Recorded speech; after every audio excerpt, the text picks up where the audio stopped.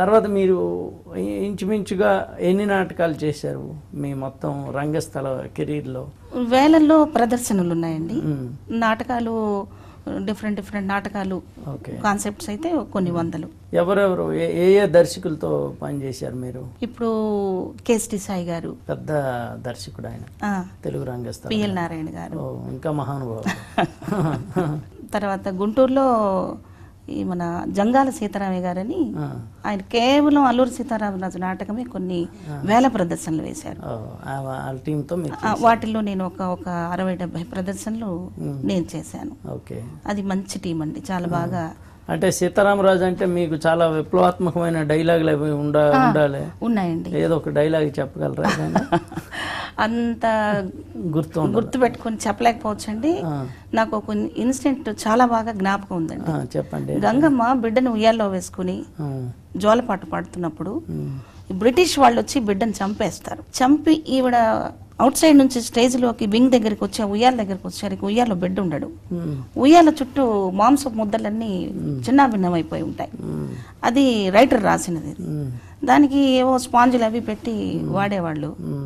కానీ ఆయన అలా కాకుండా రియల్గా అలాంటి అట్మాస్ఫియర్ వచ్చేటట్టుగా తయారు చేసి ఆ బిడ్డ హెడ్ అవి కూడా పెట్టేవాడు.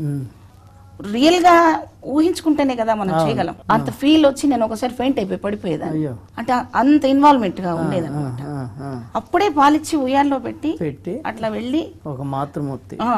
తర్వాత జోలపాట కూడా నువ్వు నిద్రపో బాబు, హాయిగా నిద్రపో బాబు, హాయిగా పాలు తాగు బాబు అని కాదు పాటలో ఉన్నది.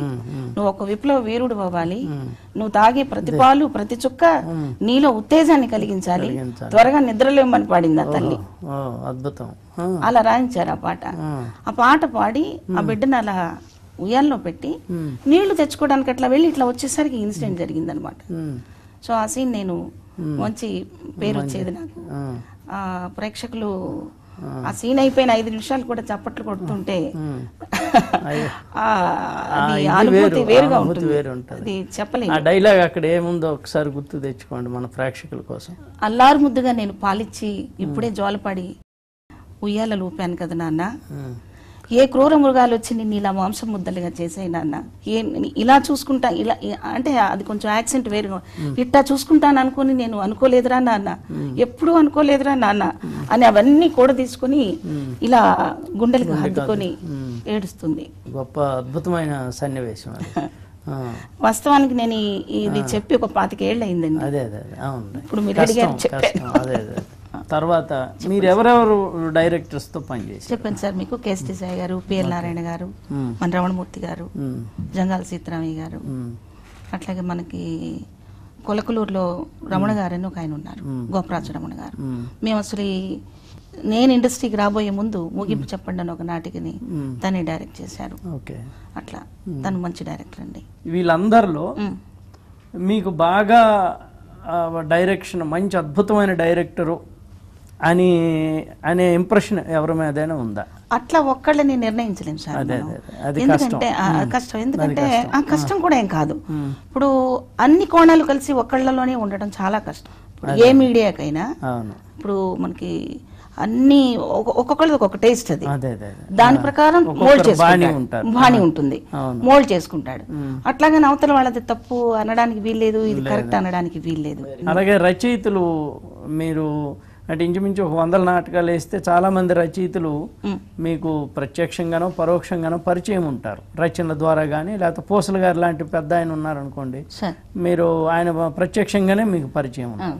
మీరు అలా ఏ రచయిత బాగా మీకు మంచి అద్భుతమైన రచయిత అనిపించిన అభిప్రాయం ఏమైనా ఉందా? అది కూడా ఇంచుమించు ఇలాంటిది సార్. ఎందుకంటే మన వ్యక్తిగత భావాలే రచనలో వచ్చేస్తాయి. రచన 10 క్యారెక్టర్ని కలిపి అంటే నాకు ఇలా కావాలి సార్ రాసివ్వండి అంటే అది పని. స్పందించి రాయడం మీరు. నాకు ఇలా కావాలంటే హీరో ఇలా దెబ్బలాడాలి, ఇలా కావాలంటే అంటే ఒక పని, అది మీకు పని వచ్చింది. పని కాకుండా నేనేం స్పందిస్తానో అది పేపర్ మీద పెట్టేవాడు రచయిత. అలా స్పందించి రాసే ప్రతి రచయిత గొప్ప రచయితే. ఓకే ఓకే నేను అనుకుంటున్నాను నా నాలెడ్జ్ కరెక్ట్. అంటే అప్పగించిన రచన చేస్తే అది పని కింద లెక్క, పని కదండి. స్పందించి రాస్తే అది కళ కింద లెక్క. ఖచ్చితంగా సార్, ఖచ్చితంగా. తను ఏం ఫీల్ అవుతున్నాడో అది పేపర్ మీద పెడితే అది నిజమైన రచయిత, అది నిజమైన స్పందన, అది నిజంగా హార్ట్లీ రిసీవ్ చేసుకుంటారు. Very good. అట్లా కాకుండా నాకు ఇలా కావాలి సార్ అలాగే రాయండి అంటే అలా రాసి మామూలు ఎనీ అదర్ పని లాంటిదే, మంచి నీళ్ళు తెమ్మంటే తెచ్చినట్టు, లేకపోతే కాఫీ తెమ్మంటే తెచ్చినట్టు, లేకపోతే పేపర్ పుస్తకం తెమ్మంటే తెచ్చినట్టు అంతే. నా ఫీల్ లేదు, నేను ఐ అగ్రీ, చాలా గొప్ప. అంటే నాకు ఇప్పుడు వరకు అది తప్పలేదు, అందుకని నేను చాలా అది అప్రిషియేట్ చేస్తున్నాను. I'm enjoying that concept.